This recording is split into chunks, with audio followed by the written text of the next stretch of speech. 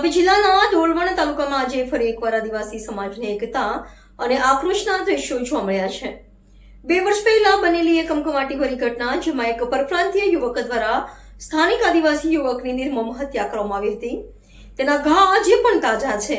આજે 13 માર્ચ એટલે કે અંકુરભાઈ ચૌધરીની બીજી પુણ્યતિથિ અને આ નિમિત્તે આજે સમગ્ર ડોલવણ પંથક સ્વયંભૂ સજ્જડ બંધ રહ્યું છે।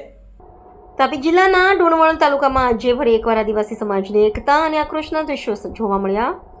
પરપ્રાંતીય યુવક દ્વારા આદિવાસી યુવકની હત્યાની કરુણ ઘટનાને આજે 2 વર્ષ વીતવા છતાં સમાજના હૈયે લાગેલી આગ હજુ શમી નથી।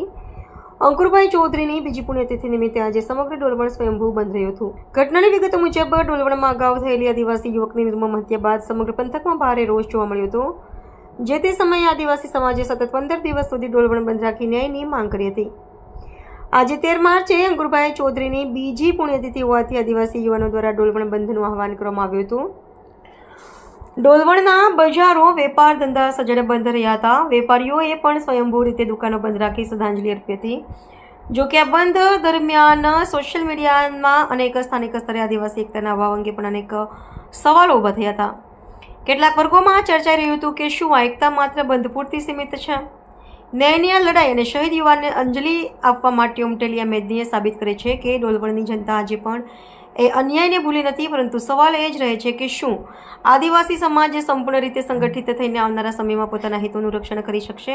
માર્ચ 2024ના દિને 2 વર્ષ અગાઉ જે આપણા આદિવાસી સમાજના દીકરા એવા સ્વર્ગસ્થ અંકુરભાઈ મહેશભાઈ ચૌધરીની એક શરમજનક રીતે જે ઘટના બની હતી, એનું એક અકાળે મર્ડર કરવામાં આવ્યું હતું, તેને સંદર્ભમાં લઈને આજે બીજી પુણ્યતિથિએ આખું સમસ્ત ડોલવણ ગામ બંધ પાડીને અંકુરભાઈના આત્માને શાંતિ મળે એના માટે શ્રદ્ધાંજલિ આપી છે।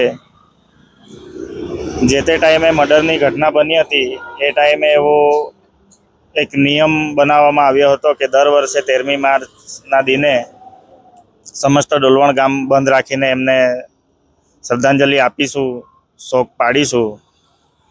આજે બીજી પુણ્યતિથિએ પણ સમસ્ત ડોલવણ ગામજનોએ ધંધા રોજગાર અર્થે જે દુકાનો બંધ પાડીને જે શોક મનાવ્યો છે એના માટે ડોલવણની ગ્રામ જનતાને ખૂબ ખૂબ આભાર માનીએ છીએ। તેમજ મારી સાથે આવેલા સમાજના તમામ યુવાનો, એમનો પણ ખૂબ જ સારો સપોર્ટ રહ્યો છે, એમનો પણ હું ખૂબ ખૂબ આભાર માનું છું। કેટલાક લોકોનું કહેવાનું એવું હતું કે ડોલવણ ગામ શેના માટે બંધ રાખો છો?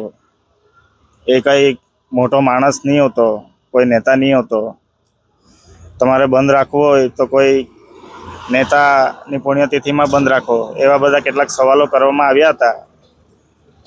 પણ એ હલકી કક્ષાની વિચારધારા ધરાવનારાઓને હું એટલું જ કહેવા માંગુ છું કે આજે અંકુરભાઈનું મર્ડર કરવામાં આવ્યું હતું, આપણા સમાજના દીકરાનું એક ખરાબ રીતે જે મોત નિપજાવવામાં આવ્યું હતું, એ એક આપણા સમાજનો દીકરો હતો અને એ દીકરાનું જે મર્ડર કરવામાં આવ્યું હતું એ પરપ્રાંતથી આવેલા, અહીં આવીને ધંધા રોજગાર અર્થે આવીને વસેલા માનવી દ્વારા કરવામાં આવ્યું હતું। તો એ વસ્તુ આવનારા દિવસોમાં ફરી પાછી નહીં બને એને યાદ કરાવવા માટે અમે દર વર્ષે આ ડોલવણ ગામ બંધ પાડવાનું એલાન આપીએ છીએ।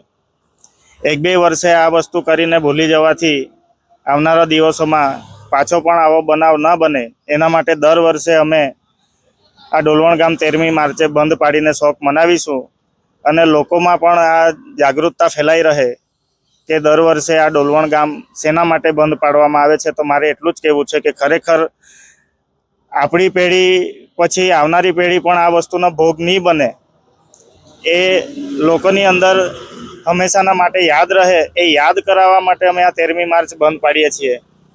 અને આ વર્ષે અમે કોઈ દુકાને જઈને નથી કીધું કે તમારે 13મી માર્ચે બંધ રાખવાનું છે। કોઈને દાબ દબાણ વગર કે બળજબરીપૂર્વક આ વસ્તુ આ થયું છે, બંધ ડોલવણ થયું છે। કોઈના દુકાને જઈને કીધું નથી કે તમારે આ વખતે બંધ રાખવાનું જ છે, કોઈને કોઈ જાતની બળજબરી કે દાબ દબાણ કર્યું નથી, પરંતુ અમે જે મેસેજ ફરતો મૂકેલો હતો વોટ્સઅપ ગ્રુપમાં કે આ વર્ષે 13મી માર્ચે ડોલવણ સ્વૈચ્છિક રીતે બંધ રાખવાનું એલાન કરેલું છે. એમાં પોતપોતાની ઈચ્છા અનુસાર જ ડોલવણ બંધ રાખવાનું કીધું હતું. જેમણે દુકાનો ખુલ્લી રાખવી હોય એ ખુલ્લી રાખી શકે, બંધ રાખવી હોય એ બંધ કરી શકે. પણ એક આ દીકરાના સમાજના દીકરાના લાગણીને વ્યક્ત કરતા તમામ ગ્રામજનોએ ડોલવણ ગામ આખું બંધ પાડીને શોક મનાવ્યો છે. એના માટે ફરીથી હું ડોલવણની ગ્રામ જનતાને ખૂબ ખૂબ આભાર માનું છું. જય આદિવાસી, જય જોહાર.